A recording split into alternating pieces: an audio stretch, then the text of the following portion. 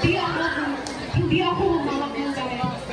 Pero ang aking sandatang ay pagkalina, pagkain at pagmamahal sa mga anak ng regulasyon.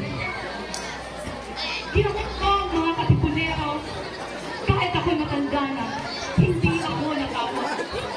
Kung ako'y mamamatay akong may dangal dahil pinaglaban ko ang bayan. Ako si